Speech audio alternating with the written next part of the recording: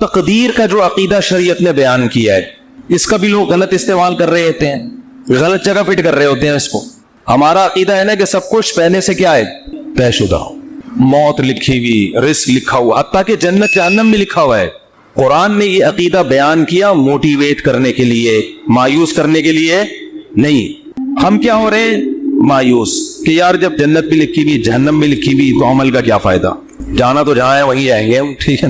جب صحت اور موت لکھی ہوئی ہے تو صحت بنانے کا, جب ہر ایک کی عمر لکھی ہوئی ہے تو صبح جاگنگ کی ٹینشن لینے کا, بے بول لو کیا ہو گیا بھائی. جب لکھا ہوا ہے کہ یہ بندہ 50 سال میں مرے گا, تھوڑا بڑھا لیتے ہیں احتیاطاً, 80 سال میں مرے گا, ایک مثال دے آؤں, ہم کیوں جلدی مارے اس کو 30 سال پہلے, 80 زیادہ ہو جائیں گے پھر تو وہ جاگنگ بالکل بھی نہیں کرے گا, 50 ہی کر لو. فرض کرو یہ بندہ کب مرے گا, 50 سال. تو جاگنگ کا کوئی فائدہ ہے صبح صبح اٹھنے کا, کولیسٹرول لیول چیک کرنے کا, شوگر, بلڈو, احتیاط, موٹاپا کم کرو, سب ٹوپی ڈرامہ ہے بھائی. موت تو کیا ہے, لکھی ہوئی ہے, جو لکھا ہوا ہے. ہمارے ہاں بہاری, میں بہاری نہیں ہوں لیکن ہمارے دوستوں میں بہاری ہیں, ان کے ہاں مشہور ہے کہ جب انسان کی شامت آتی ہے تو اونٹ پہ بیٹھے ہوئے آدمی کو بھی کتا کاٹ لیتا ہے, حالانکہ کتا وہاں تک, لیکن جب شامت آتی ہے کتے کو اللہ وہاں پہنچا دے, یا اونٹ کو بٹھا دیتے ہیں اس. ویسے شرافت سے اونٹ چلتا چلا جا رہا ہے, کتے کو دیکھ کے بیٹھ جاتا ہے زمین. بات بالکل صحیح ہے, جب شامت آتی ہے تو ایسا ہوتا ہے. یہ تقدیر کا عقیدہ ہے کہ جو ہے وہ ہوگا, لیکن مسلمان اس تقدیر کا غلط استعمال کر رہا ہے. غلط استعمال کیا کر رہے ہیں, عمل کا کیا فائدہ جب جنت جہنم لکھی ہوئی ہے, صحت بنانے کا کیا فائدہ جب صحت اور بیماری پہلے سے لکھی ہوئی ہے, کرونا کا ٹیکہ لگانے کا کیا فائدہ, ویکسین کا کیا فائدہ, وہ تو جو مرنا ہے وہ تو مرے گا. اور اللہ بھلا کرے موٹاپا کم کرنے کا کیا فائدہ, بھائی شوگر لکھی ہوئی ہے تو ایک شوگر کے مریض بیٹھے ہوئے تھے ہوٹل میں, 55 کا واقعہ ہے, وہ چائے میں چینی ڈال کے نا شہد بنا رہے, پینے لگا تو کسی نے بولا بھائی تجھے شوگر ہے مرے گا, اس نے کہا ابے ان چیزوں سے کچھ بھی نہیں, تب تک اننا للہ ہو چکا ہوگا, مجھے غالب گمان یہی ہے. ابے انسان, ایک پھر کہنے لگے انسان کھاتا ہوا مرتا ہوا بھی اچھا لگتا ہے. میں نے کہا بھی مر نہیں رہا نا اس لیے کہہ رہا ہے, جب مرنے لگے گا کہے گا یار نہ کھاتا ہوا مرتا ہوا اچھا لگا ہے نہ بھوکا مرتا ہوا. مرتا ہوا کوئی بھی کسی کو اچھا نہیں لگتا, اپنے آپ کو بھی نہیں لگتا. آدمی کہتا ہے میں کیوں مر رہا ہوں, تو اسباب مسلمان اختیار نہیں کرتا یہ سوچ کے کہ کیا ہے تقدیر میں گاڈ نہیں رکھتے نا علماء. بہت سے علماء کو ہم نے دیکھا ہے, اور آج کل اس کو سادگی سمجھی جاتی ہے, سمجھا جاتا ہے. ہم حضرت جی کے پاس گئے, کوئی گارڈ نہیں تھے, ڈائریکٹ گلے ملے ان سے جا کے, اتنے سادہ اللہ, اتنے نیک. بھائی اللہ بچائے, میں کسی بزرگ کو بے وقوف نہیں کہہ رہا, کہ عمل سے تو یہی لگ رہا ہے اگر آپ مشہور ہیں اور خطرہ ہے اور آپ کے گارڈ نہیں ہے تو کیا ہے, بولو حماقت ہے نا یہ. کیا کراچی میں تو ایک جو جس کے نہیں بھی خطرہ ہوتا ہے وہ بھی مر جاتا ہے. کسی بھی وقت کراچی میں کوئی کسی کی جیب میں کسی بھی ٹائم پہ بم رکھ سکتا ہے کہ نہیں رکھ سکتا. یہ آپ کو پتا ہے اتنے ہیروئنچی کہاں گئے کراچی میں, ہیروئنچی ایک دم غائب, مجھے نہیں پتا کہاں گئے, لیکن اڑتی سنی ہے واللہ ہی جانے. کہتے ہیں کہ جب شروع میں ٹارگٹ کلنگ ہو رہی تھی بم دھماکے, تو بہت سے ہیروئنچیوں کو, واللہ عالم صحیح خبر ہے جھوٹی مجھے یقین پتا نہیں ہے لیکن سنی ہے, لیکن ایک دم سے جو ہیروئنچی شارٹ ہو گئے, توبہ تو نہیں کر سکتے اتنی جلدی کہ سارے دل دوڑا کے نیک ہو گئے ہوں, لیکن شارٹ ہو ایک دم سے ہو گئے. تو بعض خبریں اس طرح کی بھی ہیں کہ بم رکھ کے ان کو جہاں پٹوانا تھا کہ کسی نے پیسے کھلائے, بھائی تو یہ پڑیا لے وہاں چلا جا, وہ وہاں گیا ڈرنگ بندہ ہی اڑا دیا. واللہ ہو سکتا ہے جھوٹی خبر ہو. تو ان حالات میں مسجدوں میں سیکیورٹی کا انتظام بولو نہیں, اس کو اچھا سمجھا جاتا ہے آپ کے گارڈ نہیں ہے, سادگی ہے, اور ماشاءاللہ بہت نیک ہے, کوئی بھی کسی بھی وقت گلے حضرت جی سے مل سکے. بہت سے حضرت جی ایسے دنیا میں آئے ہیں جن سے جب کوئی گلے ملائے اس کے بعد دوبارہ وہ کسی سے گلے ملنے کے قابل نہیں رہے. اخبار میں آئے وہ اگلے دن, بہت سے کیسز ہیں, جو ملا وہ بھی گیا. افغانستان میں تو بہت سے امریکیوں سے, بہت سے طالبان گلے مل کے انہوں نے کباڑا کیا ہے. بہت سے رپورٹیں آتی ہیں اس طرح کی نا, وہاں سے خبریں آتی ہیں کہ وہ گلے ملے, اور وہ جنت میں بھی اب کیا کر رہے ہیں, جنت میں یا برزخ میں مغلگیری ہو رہے ہیں. وہ چھوڑ ہی نہیں رہا اس کو, کہہ رہے اب تو کہاں لے کر آ گیا مجھے. تو جب ایسے حالات ہوں تو ایسے موقع پہ سیکیورٹی کا انتظام نہ کرنا, اور یہ کہنا موت تو لکھی ہوئی ہے جب آنی ہوگی آ جائے گی, یہ تقدیر کے عقیدے کا صحیح استعمال ہے یا غلط استعمال؟ اس کا مطلب علم ہے، کھوپڑی علم ہے، تقدیر کا علم، آیتیں بھی یاد ہوں گی اس کو جو لکھا ہوا ہے حدیث میں آتا ہے، رسول اللہ صلی اللہ علیہ وسلم نے عبداللہ بن عباس سے فرمایا وَعَلَمْ أَنَّمَا أَصَابَكَ لَمْ يَكُنْ لِيُخْطِئَكَ، اے نوجوان، اے غلام، لڑکے، یقین کر لے جو مصیبت تیرے مقدر میں لکھی ہے ایسا ہو ہی نہیں سکتا کہ وہ تجھے نہ پہنچے، اور جو چیز تجھے نہیں ملنے والی، جو نعمت، یہ ہو ہی نہیں سکتا کہ وہ نعمت تجھے مل جائے۔ رفعت الاقلام وجفت الصحف، تقدیر کے قلم سے اللہ نے جو لکھنا تھا لکھ کے قلم کو ہٹا دیا اور اس کی سیاہی بھی خشک ہو چکی ہے، اب اس میں چینجنگ نہیں ہو سکتی، سب کچھ طے ہو چکا ہے۔ لیکن اس کے باوجود نبی کی زندگی دیکھو، احتیاط، قرآن کہہ رہا ہے نماز کی حالت میں اسلحہ اٹھا کے نماز پڑھو، میدان جنگ میں اسلحہ رکھنے کی تمہیں زمین پہ اجازت نہیں ہے۔ سب ایک ساتھ نماز نہیں پڑھیں گے، آدھے پڑھیں گے، آدھے فرنٹ لائن پہ کھڑے ہوں گے۔ وَالَّذِينَ كَفَرُوا، کیونکہ جو دشمن ہے وہ چاہتا ہے لَوْ تَغْفُلُونَ عَنْ أَسْلِحَتِكُمْ، کہ تم چند لمحوں کے لیے بھی اپنے اسلحے سے غافل ہو، اور غافل ہو کے کیا کر رہے ہیں؟ نماز۔ یہ نہیں کہ کوئی خدا نخواستہ کوئی گناہ میں مشغول ہیں، اللہ کی طرف مشغولیت کی وجہ سے دشمن سے کیا ہو رہے ہیں؟ غافل، یعنی عبادت میں مشغول ہونے کی وجہ سے کیا ہو رہے ہیں؟ دشمن سے غافل۔ اس میں تو یہ ہونا چاہیے، ہم سے کوئی پوچھتا تو ہم کہتے بھائی تم اگر اللہ کے لیے اللہ کی طرف مشغول ہو نماز میں تو اللہ تمہاری حفاظت کرے گا، کیونکہ تم اللہ کے لیے، تم کوئی گناہ تھوڑی کر رہے ہو، اور اللہ نے حکم دیا نماز پڑھنے کا، تو اللہ کے حکم کو فالو کرتے ہوئے تم اگر نماز میں مشغول ہوگے تو مدد تمہاری غیب سے آئے گی، دشمن تمہاری طرف آنکھ اٹھا کے بھی نہیں دیکھے گا۔ نہ نہ نہ، اللہ نے فرمایا کہ نماز تو قائم کرنی ہے، سارے نہیں نمازی، وہ سب کو دیکھیں گے نماز پڑھ رہے ہیں، ایک ہی حملے میں سب کو قتل کر دیں گے۔ آدھے لوگ باہر ہیں، آدھے کیا کریں؟ نماز پڑھیں۔ اور اگر یہ بھی ممکن نہ ہو، مثال کے طور پر اتنی بڑی تعداد نہیں ہے مجاہدین کی کہ آدھے وہاں رہ کے دفاع کر سکے، تو اللہ نے فرمایا جماعت چھوڑ دو، فرجالاً او رکبانا، انفرادی بھی نہیں پڑھ سکتے تو پیدل موقع ملتا ہے چلتے ہوئے پڑھ لو، اور گھوڑے پر موقع ملتا ہے تو گھوڑے پہ نیت باندھ لو۔ گھوڑے سے اترنے کی بھی اجازت بولو نہیں آ رہی بات میرا خیال۔ تو یہ صحابہ بڑے عام سے کہہ سکتے تھے بھائی جو لکھی ہوئی ہے وہ تو آ جائے گا، ہم تو نماز میں مشغول ہیں۔ ہمارے حضرت کے ہاں پہرا ہوتا تھا نماز کے دوران، جب حضرت نماز پڑھاتے تھے ممبر پہ گارڈ آ کے کھڑا ہوتا تھا، ایسے ریپیٹر لے کے یوں دیکھ رہا ہوتا تھا۔ تو بہت سے لوگوں نے حضرت کو لکھا یہ کون سا اسلام ہے؟ نماز میں ہم اللہ کی طرف مشغول ہیں اور محراب پہ ممبر پہ کون کھڑا ہوا ہے؟ گارڈ کھڑا ہوا ہے۔ نماز کے دوران یہ کیا ہے؟ حضرت کہ نماز کے دوران نہیں بم پھٹ سکتا کیا؟ نماز کے دوران کوئی نماز توڑ کے نمازیوں پہ فائرنگ نہیں کر سکتا۔ یہ کون سی کتاب؟ یہ تو کسی کتاب میں نہیں لکھا کہ جی اللہ نے کہا ہے کہ جب تم نماز پڑھو گے تو نہ بم پھٹے گا، نہ کوئی دہشت گرد اندر داخل ہو سکتا ہے، اور تم سب سجدے میں ہوگے تو فرشتے تمہاری حفاظت میں نہ قرآن میں بھی نہیں لکھا، نہ حدیث کسی کتاب میں نہیں لکھا۔ یہ بہت سے مسجدوں میں بم دھماکے نماز کے دوران ہوئے ہیں۔ اچھا کچھ ویڈیوز میں نے دیکھی یوٹیوب پہ، اس میں بتایا کہ امام کا تقویٰ دیکھیں، زلزلہ آیا امام صاحب کھڑے ہوئے ہیں، کام بھی رہے کھڑے ہوئے ہیں، زلزلہ آ رہا ہے امام صاحب کیا کر رہے ہیں؟ ایک ایک کر کے مقتدی کھسک رہا ہے، لیکن امام صاحب سمجھاؤ بات، یہ حماقت ہے پرلے درجے کی۔ نبی نے فرمایا نماز میں اگر سانپ دیکھو تو یہ نہیں فرمایا کہ خشوع و خضوع میں مشغول رہو، سانپ تمہارا کچھ بھی نہیں بگاڑے۔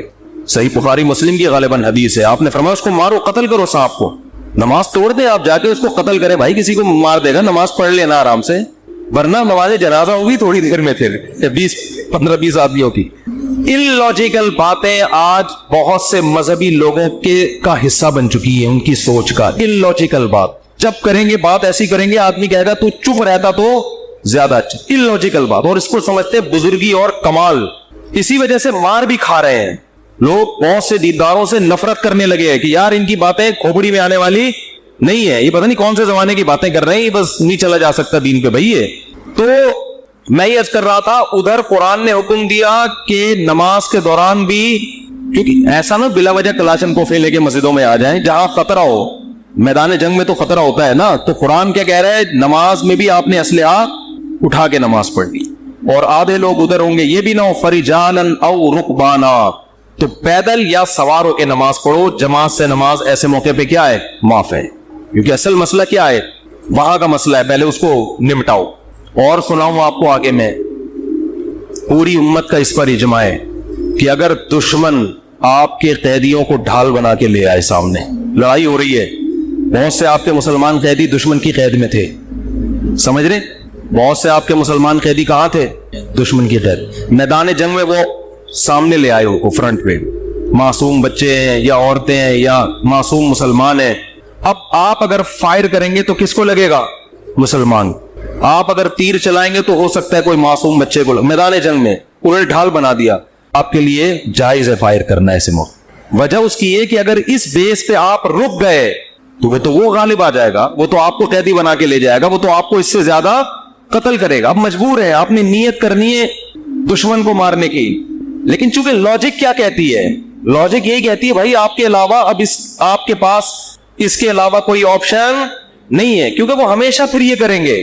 तो इसलिए ऐसे मौके पे जंग में अगर आपके अपने जो ढाल बनाई हुई उन्होंने उन बंदों पे गोलियां लग रही है तो तमाम फुकाहा का इस पर इजमा है कि मैदान जंग में आपको इजाजत है अपने आदमी कत्ल करने की. नियत अपने आदमियों की ना हो, नियत किसकी हो, उनकी हो. ये मजबूरी है, इसके बगैर हो नहीं सकता. आज कोई मजहबी आदमी इस तरह की बात करे, लोग कहेंगे क्या कह रहे हैं, अपने लोगों को कत्ल करने की बातें कर. आम हालात में नहीं है, जब ढाल बना के लाए तो हम नियत उसकी करेंगे दुश्मन की. भाई अब मजबूरी है, अगर मारा जा रहा है तो क्या करें, वरना तो वो ऐसे मौके पे किसी ने ये नहीं लिखा कि हम मुसल्ला बिछा के बस अब तो हमारे पास दुआ के अलावा कोई ऑप्शन नहीं. हम कहेंगे अल्लाह ये मासूम मुसलमान हमारे सामने ले आए, अल्लाह बस माफ कर दे. अल्लाह क्या कर, हम तो मजबूर है. तू अल्लाह कहेगा भाई जमीन में जब तक हो तो जो असबाब इख्तियार करेगा मदद उसके साथ होगी. समझ रहे हो, मदद किसके साथ होगी, जो ग्राउंड रियलिटी को देखेगा. जंग में ऐसा होता है, चालें चली जाती हैं जंग में, मुख्तलिफ हरबे इस्तेमाल किए जाते हैं. तो मैं ये अर्ज कर रहा था, ये जो तकदीर का अकीदा है इसका सही मतलब क्या है, इसको समझें. सही मतलब ये है, काम करने से पहले आपने कामयाबी के तमाम जराए, तमाम वसाइल, तमाम असबाब भरपूर तरीके से इस्तेमाल करने हैं. समझ में नहीं आ रही बात. मिसाल के तौर पर आप चाहते हो मैं 90 साल तक जिंदा रहूं, हर आदमी चाहता है, नहीं चाहते तो बता दें, हाथ खड़ा करें. जो हजरात सभी चाहते हैं, हर आदमी चाहता है मैं 90 साल तक. बहुत से लोग इसलिए भी चाहते हैं ताकि पहली वाली मरे, अल्लाह माफ फरमाए. गलत सोच है, उनको पता होता है हमारी जिंदगी में इसके मरने का कोई चांस, बहुत गलत सोच है ये मैं बता दूं, लेकिन है बाज लोगों की. तो हर आदमी चाहता है, औरतें भी मर्द भी.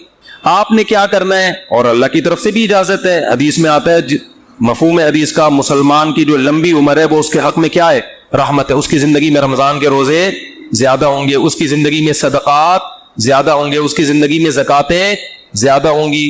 तो अमाल का एक बहुत लंबी उम्र मुसलमान अगर नेकियां करे उसमें तो बहुत बड़ी अल्लाह की नेमत है, बहुत बड़ी रहमत है. उसके पास अमाल का जखीरा बहुत ज्यादा, उसके पास लैलतुल क़द्रें ज्यादा होंगी, उसके पास बकरीद की कुर्बानियां ज्यादा होंगी, बहुत कुछ उसके पास ज्यादा होगा. अब आपने क्या किया, आपने कहा भाई जिंदगी चाहिए, अल्लाह ने हुक्म दिया असबाब इख्तियार करो. समझते हो, जो भी असबाब, और हर चीज के माहिरीन से पूछा जाता है कि इसका सबब क्या है. आप चाहते हो आपके पास W11 है, मजदा है, आप चाहते हो कि ये लॉन्ग लाइफ हो इसकी, तो आप मुफ्तियों से पूछोगे. आप किससे पूछोगे, मैकेनिक्स, जो मजदा के मैकेनिक होते. आपके पास 1 to 5 है, आप 1 to 5 के जो मैकेनिक है उनसे पूछोगे यार मैं चाहता हूं जो मेरी बाइक आज जैसी चमक रही है और जैसी इंजन की पावर आज है 20 साल के बाद भी ये ऐसी रही. तो आपको बताएगा भाई ऑयल जल्दी चेंज कर लिया करो, मेंटेनेंस का ख्याल करो, ये करो, वगैरह वगैरह वगैरह. आप किसी मौलाना साहब के पास आओगे तो वो आपको इसका जवाब बोलो नहीं, वो ये बताएगा कि यानी अगर आप लंबी उम्र चाहते हो, ये बॉडी भी तो एक मशीन है ना, तो आप इसके लिए डॉक्टरों के पास जाओगे, उलमा के पास नहीं. उलमा के पास सिर्फ ये पूछने के लिए आओगे कि लंबी उम्र का इस्लाम में कोई फायदा भी है या नहीं है, ये बता दें आप मुझे. बाकी उम्र, सेहत कैसे होगी, उम्र में इजाफा कैसे होगा, ये कौन बताएगा, ये मैं नहीं बताऊंगा. ठीक है, ये मैं नहीं बताऊंगा, ये कौन बताएगा, ये डॉक्टर साहब बताएंगे. आप तो आप डॉक्टरों से पूछा जाएगा तो आपको डॉक्टर बताएंगे भाई कोलेस्ट्रॉल लेवल चेक करो वगैरह जो भी बताते हैं. लेकिन वो अलग बात है, खुद बहुत जल्दी मर जाते हैं. वो अक्सर डॉक्टर बेचारे पता नहीं क्यों बहुत जल्दी मर रहे हैं. मुझे हकीम 99 साल तक जिंदा मैंने देखे, 90-99, डॉक्टर जल्दी मर रहे हैं. ये अजीब बात है. हालांकि इल्म डॉक्टरों के पास हकीमों से जदीद इल्म है ना. उसकी वजह पता है क्या है, डॉक्टर सेहत के उसूल बताते हैं, खुद उस पर अमल کرتے نہیں ہیں. سگریٹ کے آپ ان سے تقریر کروا لو, سگریٹ کے اتنے 6 ڈبے ایک ایک دن میں خالی کر رہے ہوں گے. تو باتیں کرنے سے صحت نہیں بنتی ہے. حکیموں کو ہم نے دیکھا ہے جو بیسک صحت کے اصول ہیں نا ان کو فالو کر رہے ہوتے ہیں. رات کو جلدی سونا, صبح جلدی اٹھنا, صبح لمبی واک کرنا, تھوڑا کھانا, یہ بیسک اصولوں پر 90 سال کے ہم نے بہت دیکھے. تو وہ بیسک اصولوں کو نا لے کے چل رہے ہوتے ہیں. خیر, تو آپ کو پتا چل گیا بھائی صحت کا یہ اصول ہے, تو آپ نے جاگنگ شروع کر دی, جم جانا شروع کر دیا, یہ بھی ہو گیا, وہ بھی ہو گیا. اونٹ پہ ایک دن بیٹھے پاگل کتے نے کاٹ لیا آپ کو اور آپ کیا ہو گئے, مر گئے, ہسپتال میں پڑے ہیں. یہاں تقدیر کام آئے گی. اب آپ نے غم نہیں کرنا, یار میں نے تو اتنا کچھ کیا, میں نے یہ, میں یوں. تو ایسے موقع پہ اس موقع کی حدیث ہے, وَعْلَمْ أَنَّمَا أَصَابَكَ لَمْ يَكُنْ لِيُخْطِئَكَ. نبی حضرت عبداللہ بن عباس سے فرما رہے ہیں کہ یقین کر لے جو مصیبت تجھے پہنچی ایسا ہو ہی نہیں سکتا تھا کہ وہ نہ پہنچے. بس اللہ نے مقدر یہی کیا ہوا تھا. تم نے اپنے اسباب اختیار کر لیے, تمہیں ثواب مل گیا, لیکن اللہ نہیں چاہتا تھا. بات آ رہی ہے سمجھ میں؟ تو ہو جاتا ہے ایسے موقع پہ ہے, پہلے نہیں ہے, کام کے بعد ہے. بشرطے کہ آپ نے کام پورا کیا ہو. آپ نے کام پورا کیا ہو. اگر آپ نے کام پورا نہیں کیا پھر تسلی کا آپ کو حکم نہیں ہے. آپ شوگر کے مریض ہیں, 6 لڈو کھا کے آپ کی شوگر ہائی ہو گئی, آپ پڑے ہوئے کہہ رہے مقدر میں یہی لکھا ہوا تھا. گناہ ملے گا ایسے الفاظ کہنے سے. اللہ کہے گا یہ لکھا ہوا تھا مگر تیری حماقت کے ساتھ لکھا ہوا تھا. اللہ کو پتا تھا یہ اس کو شوگر ہے پھر بھی حماقت کرے گا, تو اللہ کو پہلے سے پتا ہوتا ہے نا کون بے وقوف ہے, کون عقل مند ہے, کون حماقت. اللہ نے لکھ دیا تھا کہ یہ کم بہت گناہ کرے گا, ورنہ تجھے کس نے بتایا تھا کہ یہ لکھا ہوا ہے؟ سمجھ میں نہیں آ رہی بات. تو تقدیر کا عقیدہ, آپ نے تمام اسباب اختیار کر لیے, رزلٹ 0 ہے. تو ایسے موقع پہ غیر مسلم ڈپریشن میں جاتا ہے کہ یار میں کامیابی کے سارے اسباب اختیار کر رہا ہوں مگر نتیجہ کیا ہو رہا ہے, 0. یہ جو موٹیویشنل اسپیکر آپ کو کامیاب لوگوں کی 7 گٹس بتا رہے ہوتے ہیں نا, 7 علامتیں, یہ ان کی بتا رہے ہوتے ہیں جو ہو چکے ہیں کامیاب. ورنہ بعض میں 14 علامتیں پائی جاتی ہیں 7 کے بجائے, وہ پھر بھی کامیاب بولو پھر بھی نہیں ہوتے. یہ تو آپ کو وہ بتا رہے ہوتے ہیں 7, وہ ہے نا مشہور کتاب ہے 7 ہیبٹس, کچھ اس طرح کا نام ہے اس کا, 7 عادتیں کامیاب لوگوں کی. اس میں وہ خاندانی عادتیں, تو اس میں پھر وہ فلانا تو تھا, وہ یوں ہوا گیا تھا, وہ اتنا ہو گیا, وہ ویسے ہو گیا. بھائی یہ کتاب اس میں بھی لکھو فلانے میں 7 کے بجائے کتنی علامتیں تھی, یہ 7 بھی تھی اور الگ سے گریڈی میں 7 اور بھی تھیں اس کی. ٹھیک ہے, 7 تو یہ کامیاب لوگوں کی, اور 7 بہت زیادہ کامیاب لوگوں کی اضافی اس میں قدرت کی طرف سے انسٹال ہوئی ہوئی تھی. 14 علامتیں ٹوٹل پائی جاتی تھی جو دریافت تو ہو سکتا ہے اس کے علاوہ بھی پائی جائے, لیکن وہ اونٹ پہ ایک دن بیٹھا اور پاگل کتے نے اس کو کاٹ لیا. تو وہ ساری علامتیں کہاں گئیں؟ ہوتا ہے ایسے. اور میں اکثر امام شافعی کا ایک شعر پڑھتا ہوں. امام شافعی بہت بڑے شاعر تھے, ان کا ایک شعر ہے, وہ شعر کہتے ہیں کہ اذا سمعت بان مشدودا حوا عودا فاثمر في يديه فصدقي واذا سمعت بان محروما اتى ماء ليشربه فغاض فصدقي یا فحققي. امام شافعی فرماتے ہیں کہ اگر تمہیں پتا چلے نا کسی کی اچھی قسمت ہے, خوش قسمت آدمی, اس نے ایک دن لکڑی ہاتھ میں پکڑی اور لکڑی نے وہیں پھل دینا شروع کر دیے, ابھی اس نے اس کو زمین میں دبایا بھی نہیں, درخت بھی نہیں, پانی کھاد یہ اس پروسیس سے گزرے بغیر ہی قدرت نے اس کا ایسا ساتھ دیا کہ لکڑی نے یا بیج نے ہاتھ میں ہی پھل دینا شروع کر دیے. فصدقی, تصدیق کر دیا کرو, خوش قسمتوں کے ساتھ ایسے واقعات ہو جاتے ہیں. مٹی میں ہاتھ ڈالے سونا بن جاتی ہے, وہ ہوتا ہے نا, جس کاروبار میں ہاتھ ڈال رہے ہیں وہ ایک دم چلنا شروع. ایسے بہت سے لوگ ہم نے دیکھے, وہ گولے گنڈے کی ریڑھی لگائیں کروڑپتی ہو جاتے ہیں, اور جناب وہ جس کام میں ہاتھ ڈالتے ہیں برکت.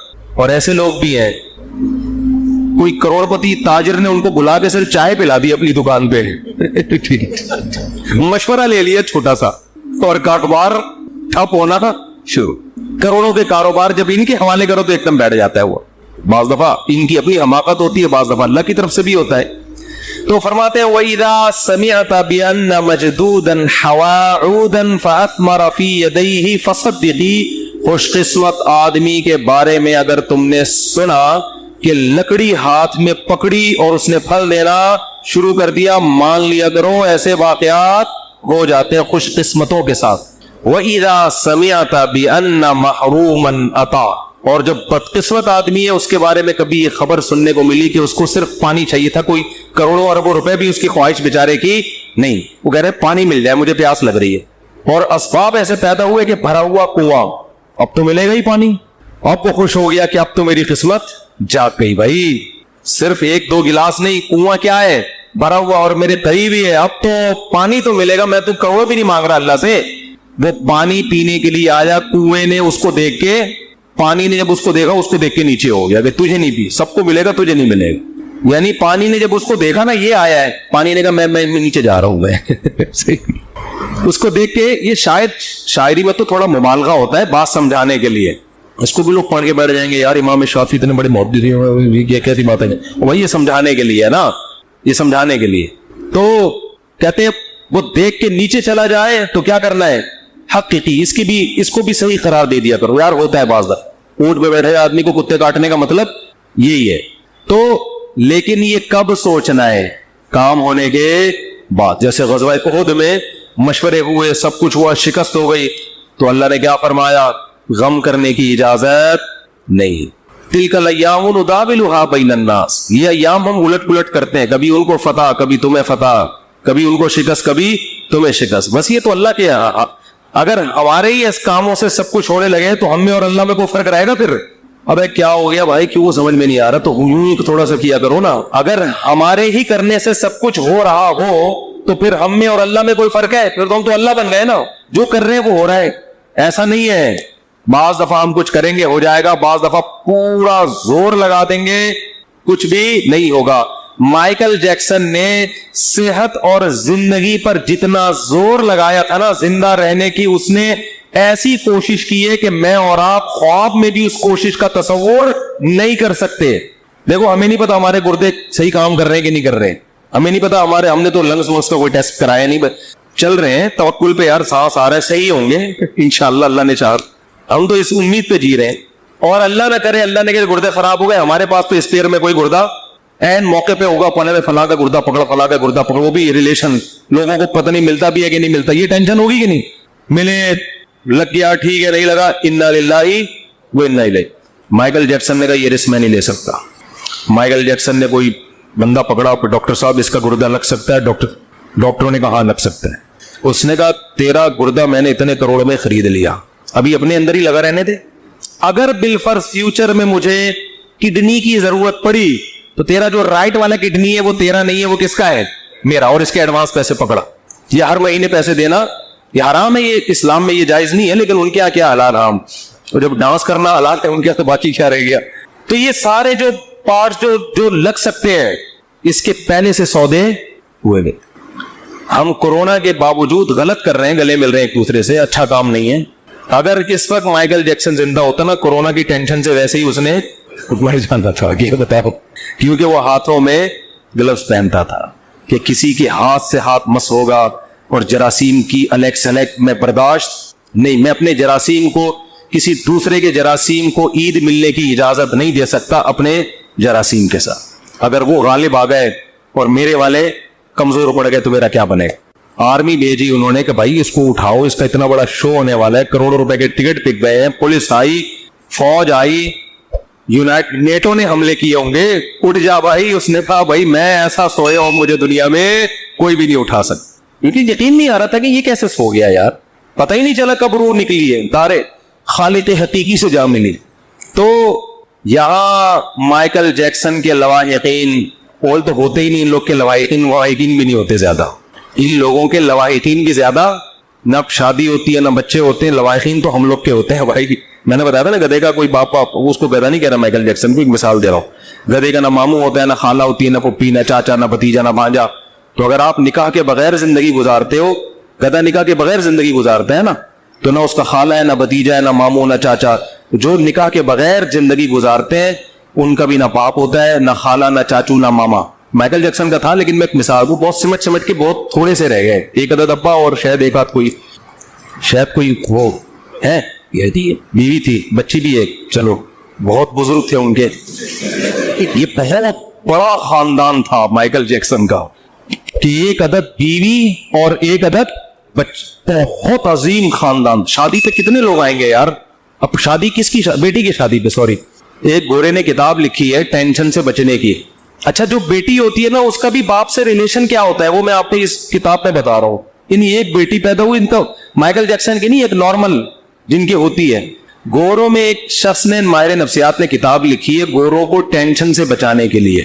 ٹینشن تو بہت زیادہ ہے نا وہاں پہ, ڈپریشن سے بچانے کے لیے. اس میں ایک بات لکھی ہے کہ اگر آپ کسی ٹینشن میں ہیں تو سب سے پہلے یہ طے کرنا ہے کہ یہ ٹینشن کسی اور کی ہے یا آپ کی ہے. بعض دفعہ آپ کسی اور کی ٹینشن میں خود لے رہے ہو. پھر اس نے مثال دی جیسے بیٹی کی شادی, اس نے کہا یہ بیٹی کی ٹینشن ہے آپ کی ہی. یار تو کیا کہہ رہا ہے یار, اس نے کہا یہ آپ کی ٹینشن نہیں ہے یہ کس کی ٹینشن ہے. تو آپ تو اس کو لطیفہ اس سے سمجھ رہے ہو کہ ہمارے ہاں باپ بیٹی کا ریلیشن بہت مضبوط. بیٹی کو اتنی ٹینشن نہیں ہوتی جتنی باپ کو ہوتی ہے, کیونکہ بچیاں تو نہ سمجھ ہوتی ہیں, ان کو نہیں پتا ہم فیوچر کو تباہ کر رہے ہیں. باپ کو زیادہ ہوتی ہے. تو بھائی آپ خدا کے لیے ایسی کوئی کتاب نہ لکھیں. آپ جب ماہر نفسیات ہو تو لکھیں کہ اگر آپ کی بیٹی کی ٹینشن ہے تو وہ آپ کی ٹینشن ہے, اس کو حل کس نے کرنا ہے, کیونکہ آپ اس کے باپ ہو. صرف بلڈ ریلیشن نہیں ہے, ایک روحانی ریلیشن بھی ہے باپ بیٹی میں. خیر کہاں سے بات چلی تھی کدھر کو نکل گئی, میں کیا بتا رہا تھا یار بیان. تو میں یہ عرض کر رہا تھا کہ تقدیر والی آیتیں بھی جہاں فٹ کرنی چاہیے وہاں نہیں ہو رہی, بلکہ مایوسی پیدا کرنا, عمل میں ڈھیلے ہونا, دکان پہ بیٹھا ہوا مکھیاں مار رہا ہے, ابے جو مقدر کی روزی, جو میں نے دیکھا ہے نا لوگوں کے ڈائلاگ, ابے جو مقدر میں لکھا ہوا ہے وہ تو آئے گا. اب کیا بیٹھ کے باتیں بولیاں لگا رہے ہیں اور پبلسٹی کر رہے ہیں اور اس کو اتنا. ابے ایک تاجر سے میں ملا ماشاءاللہ ان کی اچھی آمدن, میں نے کہا یار آپ کا نہ میں نے کہیں ایڈورٹائز دیکھا ہے آپ کی کمپنی کا, نہ وہ آپ تو ٹھیک ہے اللہ نے آپ کو دیا ہے تو ذرا پبلسٹی کرو اس کی, تھوڑا کام بڑھاؤ. اس نے کہا یار روزی تو کس سے آتی ہے, مقدر سے. میں اللہ بہت دے رہا مجھے کیا ضرورت ہے. میں نے کہا پہلی بات آپ کو ضرورت نہیں ہے, قوم کو ضرورت ہے. نیک لوگوں کے پاس پیسہ ہوگا تو فائدہ قوم کو ہوگا. پیسہ تو گھومتا ہے نا, آپ نہیں ہو تو یہ دوسرے کی جیبوں میں جائے گا. دوسرا چور بھی ہو سکتا ہے, ڈاکو بھی ہو سکتا ہے, آپ نیک آدمی ہو, آپ کے بچوں کو فائدہ اس سے. ایک آدمی کے لیے تو 1 لاکھ بھی ضروری نہیں ہے, میں تو سارا ہوتا بیوی بچوں کے لیے, قوم کے لیے, ملک کے لیے, مسلمانوں کے لیے, ان کے لیے ہوتا ہے. ورنہ ایک کے لیے کیا ضرورت ہے, اب تک گولے گھنٹہ لگاؤ شام کو 2 روٹی کھاؤ بس ختم. مسلمان کو جو پیسہ کمانے کا حکم ہے آپ کی اپنی پیٹ بھرنے کے لیے نہیں ہے. مسلمان کے طاقتور ہونے سے اسلام پاورفل ہوگا اور مسلمان کے کمزور ہونے سے اسلام کمزور ہوگا. تو وہی ہے کہ سوچتے نہیں ہیں, کھوپڑی استعمال نہیں کر رہے. خیر تو تقدیر کا عقیدہ آپ نے تمام اسباب و وسائل اختیار کر لیے, پھر بھی اگر رزلٹ 0 ہے یا نقصان ہوتا ہے کوئی بات نہیں. ہوا مولانا, وہ کیا ہے, قل لن یصیبنا الا ما كتب اللہ لنا. دیکھو کیا زبردست آیت ہے. صحابہ کو جب غزوہ احد میں شکست ہوئی ہے نا تو منافقین مذاق اڑانے لگے, دیکھا ہمارے مشوروں پر عمل نہیں ہوا, غلط مشورے ہوئے تھے, یہ ہوا تھا, ہو گئی نا شکست. تو صحابہ کو اللہ نے حکم دیا ان کو یہ کہو لن یصیبنا الا ما كتب اللہ لنا. ہمارے جو ساتھی شہید ہو گئے, ہمیں جو شکست ہو گئی, ہمیں جو زخم پہنچے, ہمیں وہی مصیبت پہنچی ہے تو ہمارے رب نے لکھی تھی. تو رب غلط چیز بولو نہیں لکھتا, تو رب نے لکھی تھی, اور ہمارے جب ہم اس کے حکم پر عمل کر رہے ہیں تو اچھا ہی لکھا ہوگا ہمارے لیے. وہ مولانا, وہ ہمارا دوست ہے, وہ ہمارا دشمن نہیں ہے. دیکھو مصیبتیں سب کو آئیں گی, اللہ کو ماننے والوں کو بھی, اللہ کو نہ ماننے والوں کو بھی, دونوں کو آتی ہے. ماننے والوں کے حق میں یہ مصیبت رحمت ہے, کیونکہ نبی نے فرمایا انا عند ظن عبدی بی. اللہ کہتے ہیں کہ جو بندہ میرے بارے میں جیسا گمان کرتا ہے میرا معاملہ اس کے ساتھ ویسا ہی. کافر یہ سمجھتا ہے کہ خدا نے جو مصیبت پہنچائی ہے وہ ٹینشن ہے. مسلمان کہتا ہے اللہ ہمارا دوست ہے, ہوا مولانا, وہ ہمارا دوست ہے, وہ ہمیں اگر کوئی مصیبت پہنچا رہا ہے تو ہماری خیر خواہی میں, ہماری برائی میں نہیں. تو یہ مصیبت آپ کے لیے کیا بنے گی, رحمت بنے گی, یہ نعمت بنے گی اللہ کی طرف سے مصیبت, اس میں بھی خوشی ہوگی. تو اب صحابہ منافقین پریشان تو نہیں, یعنی وہ تو خوشیاں منا رہے تھے کہ بھائی اس میں کیا رحمت ہو سکتی ہے, یہ جو اتنے لوگ شہید ہو گئے, اتنے زخمی ہو گئے اور شکست ہو گئی, کافر خوش ہو کے چلا گیا, اور یہ کہہ رہے ہیں کہ اللہ ہمارا دوست ہے, جو بھی مصیبت دے گا وہ ہمارے فائدے کے لیے. تو اس میں کیا فائدہ ہے؟ تو اللہ نے 3 فائدے قرآن میں گنائے. وَيَتَّخِذَ مِنْكُمْ شُهَدَاءَ, فرمایا سب سے پہلا فائدہ اللہ نے بہت سے لوگوں کو شہادت کے مرتبے پر پہنچا دیا. مرنا تو اب بھی تو سبھی دنیا سے چلے گئے نا, کوئی زندہ ہے ان میں سے؟ بھائی جو نہیں شہید ہوئے وہ بھی چلے گئے, جو منافق تھے جو باتیں کر رہے تھے وہ بھی قتل ہو گئے یا مر گئے, لیکن نام کس کا لیا جاتا ہے؟ غزوہ احد کے شہداء کا. حضرت حمزہ رضی اللہ تعالیٰ عنہ کی قبر مبارک پانی کے کنارے پر تھی. عمر بن عبدالعزیز کے دور میں کسی کو خواب آیا کہ انہوں نے بتایا کہ پانی گزر رہا ہے اور میری میت کو یہاں سے نکالو. تو وہاں سے ان کی جب میت کو نکالا گیا تو بالکل تازہ خون بہ رہا تھا. شہداء کا خون تو میں نے خود سونگا ہے, اور کچھ شہداء کے خون کی خوشبو تو میں نے اپنی ناک سے سونگی ہے. 6 مہینے بعد بہت سے شہداء ہوتے ہیں ان کا جسم سلامت ہوتا ہے. یہ تو اللہ دنیا میں دکھا دیتا ہے. وہ میں نے بتایا تھا نا, ریڈ کراس والوں نے ایک وہ لگائی ہے کہ بعض لوگوں کی قبر خون سے خوشبو آتی ہے, بعض کی خون سے خوشبو نہیں آتی. یہ ریڈ کراس کی رپورٹ ہے, ان کی آفیشیل ویب سائٹ پہ میں نے دیکھی تھی, وہ انہوں نے اڑا دی ہے وہاں سے. ٹھیک ہے نا, حالانکہ خود ان کی اپنی رپورٹ تھی, وہ وہاں سے انہوں نے کیا کر دیا, خبر ہی اڑاتی. اور ہمارے بہت سے ساتھیوں نے تو بہت سے کیس ہوں گی ہے, جن میں مفتی عتیق الرحمان شہید رحمۃ اللہ علیہ جو درس قرآن دیتے تھے, 6 مہینے بعد ان کی خبر کھلی ہے. 6 مہینے بعد بھی جسم سے خون بہ رہا تھا. اور ان کا بیٹا میرا شاگرد ہے, اس نے مجھے بتایا کہ میں نے خود اپنی ناک سے خوشبو بھی سونگی اور باڈی بھی 6 مہینے بعد بھی سلامت. تو یہ مقام مرنے کے بعد عام لوگوں کو ملتا ہے, بولتے کیوں نہیں؟ تو اللہ کہتے ہیں غزوہ احد میں اگر فتح ہوتی تو اتنے سارے لوگوں کو شہادت کا مرتبہ نہ ملتا. تو یہ بھی ایک فضیلت ہے. ہم تو آخرت کے لحاظ سے بھی سوچنا ہے. دوسرا اللہ نے کیا فرمایا, وَلِيُمَحِّصَ اللَّهُ مَا فِي قُلُوبِكُمْ. جب مشکلات آتی ہیں تو انسان نکھرتا ہے. ممی ڈیڈی والے بچوں کو آپ کبھی بڑا کام دنیا میں کرتے ہوئے نہیں دیکھیں گے. دنیا میں آپ ممی ڈیڈی بچوں کو بڑا کام, دوسری شادی بھی نہیں کر سکتے. آہستہ سے آپس کی بات ہے, یہ ہماری آپس کی بات, اس کا بیان سے کوئی تعلق نہیں ہے. تو پہلی بھی نہیں کر سکتے, دوسری تو دور کی بات. امی سے پوچھتے ہیں, امی کر لوں, مجھے بتا رہے ہوتے ہیں نا, امی کہہ نہیں ابھی نہیں, تو کہہ رہے چلو بات ایسے. تو امی سے تو پوچھنا چاہیے, لیکن ایک عمر ہوتی ہے 40 سال تک سے پوچھ رہا ہے, یار تو بس کرو, بس ہو گیا یار, 40 سال تو اب ہو گئی نا, اب امی سے پوچھے بغیر کر لو یار, اس عمر میں تھوڑی. ویسے تو اما ابا سے پوچھنا ہی چاہیے, کہاں کرنی ہے اس میں پوچھنا چاہیے, کرنی نہیں کرنی اس میں پوچھنے کی ضرورت, تو کرنی ہے, کہاں کرنی یہ بتا دو آپ, یہ پوچھنا چاہیے. اچھا خیر, تو اللہ کہتے ہیں کہ یہ مشکلات دیکھو, دنیا میں جہاں بھی فورسز کو ٹریننگ دی جاتی ہے تو گدوں پہ نہیں دی جاتی, ایئر کنڈیشن کمروں میں, اور گدوں پہ سلا کے آرمی کو ٹریننگ دی جاتی کہ جی آپ نے کیڈٹ کالج میں گئے, سوری آپ نے جو ہے نا وہ کیڈٹ بھرتی ہو گئے, اب آپ کی 1 سال کی ٹریننگ ہے, آپ فوج میں گئے, جی کہاں ٹریننگ دی جائے گی, جو وہ فلاں مولٹی فارم کا گدا ذرا ایسا ہے اس پہ چوٹ نہیں لگتی, وہاں آپ کو ہم اچھل کود سکھائیں گے. ایسا ہوتا ہے, ان کو ٹریننگ دی جاتی ہے مشکلات میں, جنگلوں میں. اور وہ جو ایس ایس ڈی کمانڈوز ہوتے ہیں, ایس ایس ڈی کمانڈوز سے میں نے انٹرویو لیا کچھ دن پہلے, اتنی ٹف ٹریننگ, میرے ہوش اڑ گئے یار. میں نے کہا انسان ہو یار, کیا ہو تم, 30-35 آدمی رہ گئے تھے, پتہ نہیں کتنے ہزار گئے تھے اس میں ٹریننگ میں. تو بہت ٹف ٹریننگ ہوتی ہے, لیکن وہ ٹف ٹریننگ کے بعد لائف بن جاتی ہے, پھر کوئی کام ان کو ٹف لگتا نہیں. اس نے مجھے بتایا کہ ایس ایس جی ٹریننگ میں اتنی ٹف ٹریننگ ہوتی ہے, جنگلوں میں چھوڑ دیتے ہیں بغیر پانی کے, بغیر خوراک کے, اور اس ٹف ٹریننگ میں بہت سے لوگ بھاگتے, جو بھاگتے چاہتے ہیں اس کے بھاگنے دیتے ہیں. یہ زبردستی والا کام نہیں, بھاگتے بھاگتے تھوڑے سے لوگ آخر میں رہ جاتے ہیں. تو ٹف ٹریننگ کا فائدہ کیا ہوتا ہے, لائف آپ کی بن جاتی, پھر کوئی کام آپ کو ٹف لگتا نہیں, آپ چل سکتے ہو, آپ دوڑ سکتے ہو, پھر بہت اچھی زندگی گزرتی ہے, آپ ہنسی کھلی زندگی. تو جیسے پاکستانی جب باہر جاتا ہے تو سویڈن اور آسٹریلیا جیسے ملک میں ان کو ٹینشن نہیں ملتی تو وہ پاگل ہونے لگتے ہیں. اتنی ٹینشنیں دیکھی ہوتی ہیں, وہاں جا کے گوگل پہ ٹینشن لکھ کے تلاش کر رہے ہوتے ہیں, بھائی کہیں سے کوئی ٹینشن ملے تو ہمیں تھوڑا, جتنی بجلی استعمال کر رہے ہو اتنا بل آ رہا ہے. اور حکومت بے روزگاروں کو بھی الاؤنس دے رہی ہے. ہسپتال میں جاؤ, اتنے خوبصورت ہسپتال, میں نے تھائی لینڈ کا ہاسپٹل دیکھا بھائی, اتنا خوبصورت, بتے مت بھائی, اتنا گھر میں آدمی کو سہولتیں مل رہی ہوتی, تو اتنا کوئی ٹینشن ہی نہیں ملے گی. تو بعض دفعہ آدمی عادی ہو جاتا ہے نا ٹینشن ہوگا. دوسری شادی والا تو ایسے ملکوں میں رہ ہی نہیں سکتا, ٹھیک بتا رہا ہوں آپ کو میں. تو میں یہ عرض کر رہا تھا, قرآن نے کیا کہا کہ جو زخمی ہوئے اور یہ جو اتنا مسائل آئے, اس سے اللہ تمہارے دلوں کو کیا کر رہا ہے, نکھار پیدا. شاعر نے کہا ہے نا, آئینہ بنتا ہے رگڑے لاکھ جب کھاتا ہے دل, کچھ نہ پوچھو دل بڑی مشکل سے بن پاتا ہے دل. دل کو جب رگڑے لگتے ہیں نا, خواہشات کے خلاف چلتا ہے انسان, پورے دل کیا ہوتا ہے, چمکتا ہے. جس کی ہر خواہش پوری ہو اس کا دل مردہ ہو جاتا ہے.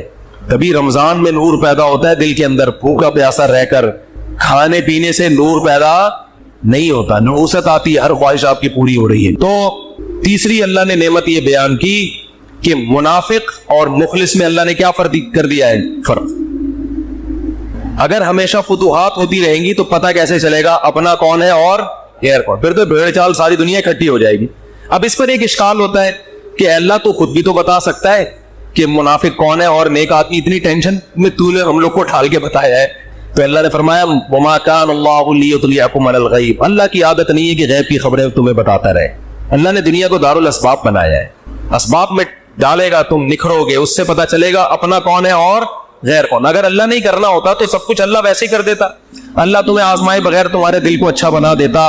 اللہ ویسی شہادت کا دنیا میں ہی ثواب دے دیتا سب کو, جو مرو گے شہید والا ہی ثواب ملے گا. بھائی یہ دنیا دارالاسباب ہے, پہلے اس پروسیس سے گزرو گے, اس کے بعد رزلٹ. تو 3 فائدے اللہ نے قرآن میں بتا دیے. شکست کے باوجود کتنے فائدے ہوئے ہیں؟ 3. اور اللہ نے کہا کہ منافق جو تمہارا مذاق اڑا رہے ہیں ان سے کہو لن یصیبنا الا ما كتب اللہ لنا, ہمیں تو وہی مصیبت پہنچی ہے جو اللہ نے لکھ دی ہے. ہوا مولانا, وہ ہمارا دوست ہے. اور هل تربصون بنا الا احدى الحسنيين ونحن نتربص بكم, ہمیں تو ایک ہی, ہمیں تو کامیابی ہے, لیکن ہم جو تمہارے ساتھ انتظار کر رہے ہونے والا کیا ہے؟ جو ٹینشن تمہیں پہنچے گی وہ اللہ کی رحمت نہیں ہوگی. وہ کیا ہے؟ ان یصیبکم اللہ بعذاب من عنده او بایدینا, ہماری تلوار سے تمہیں عذاب ملے گا یا اللہ کی طرف سے جہنم میں. یعنی یا تو اللہ ہم سے تمہیں لڑوا کے تمہیں شکست دے کے تمہیں ذلیل کرے گا, رسوا کرے گا, یا آخرت میں اللہ تمہیں رسوا. تو بات سمجھ میں آ رہی ہے تقدیر کے عقیدے کا فائدہ کیا ہو رہا ہے؟ کام سے پہلے تو اسباب اختیار کرنے, کام ہونے کے بعد ما کتب اللہ لنا, جو مقدر میں تھا وہ اس سے بڑا سکون ملتا ہے خدا کی قسم. اور جن کا تقدیر پر ایمان نہیں ہے نا, ساری زندگی کنفیوز, ساری زندگی. بہت سے لوگ ہم نے دیکھے کاروبار میں بہت مشورے کر لیے سب کچھ, اب کاروبار شروع کیا, یار پتہ نہیں یہ والا کرنا چاہیے تھا کہ بھی نہیں کرنا چاہیے. ہماری ایک ریلیٹو خاتون تھی, انہوں نے اپنے بچے کو کون سے اسکول میں پڑھانا ہے 6 مہینے لگا دیے ان کی کھوپڑی میں بات. پھر اسکول میں ایڈمیشن کروایا تو ٹینشن, وہاں والا زیادہ اچھا تھا یہاں والا. یہ کنفیوژن اس کو ہوتی ہے جس کا تقدیر پر ایمان.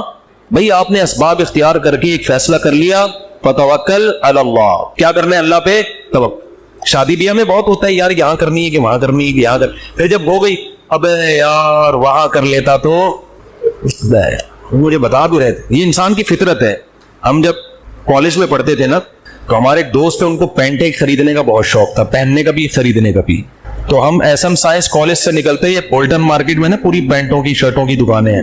ان کے بچے اب تو ماشاءاللہ بیٹھے ہوئے, بیار میں بیٹھے ہوئے, ان کے ابا کی بات کر رہا ہوں. تو وہ کیا ہوتا تھا, وہ پینٹ خریدی, گھنٹہ لگا دیتا. وہ اب تو نیک بن گئے, ان کے ابا کی بات کر رہا ہوں, وہ ناراض نہ ہو جائے. وہ بیان میں ایڈیٹنگ بھی وہی کرتے, یہ والا قصہ نکالنا دیکھے, بیان میں ایڈیٹنگ بھی انہیں کے ذمہ ہے. گھنٹہ لگا دیتے تھے وہ ہمارے دوست صاحب پینٹ خریدنے میں, یار یہ والی نہیں, یہ والی, یہ والی نہیں, یہ والی. 1 گھنٹے کے بعد جب خریدی تو اگلی دکان میں جو پینٹ ہے وہ اس سے اچھی, یہ والی. یہ انسان کی نیچر ہے, یہ سب کے ساتھ ہوتا ہے. آپ منڈی سے جانور خریدیں, صبح سے لے کے رات تک خریدنے میں لگا دو گے آپ. سودا لے کے جیسے ہی نکلے, ابے یار یہ کتنے کا, یہ 80 کا, ابے میں نے 85 میں کیا پکڑ لیا یار. یہ ہوتا ہے. اپنی چیز کے علاوہ دنیا کی ہر چیز اسی وقت اچھی لگنا شروع. شادی کرتے ہی اپنی بیوی کے علاوہ ہر ایک کی بیوی اچھی لگنا شروع ہو جاتی ہے. یہ شادی شدہ لوگوں کے ساتھ مسئلہ ہے.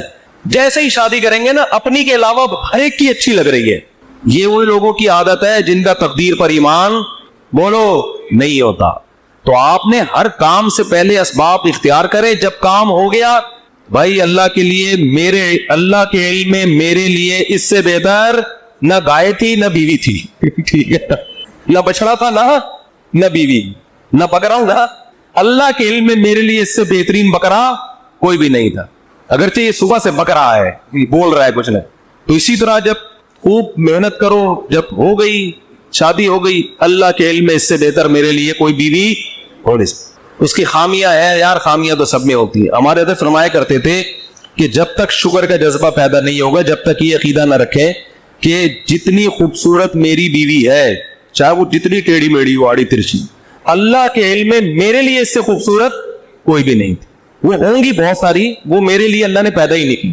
میرے لیے جتنی عورتیں تھیں نا ان میں سب سے خوبصورت یہ تھی. جب تک یہ جذبہ نہیں ہوگا آپ کو سکون.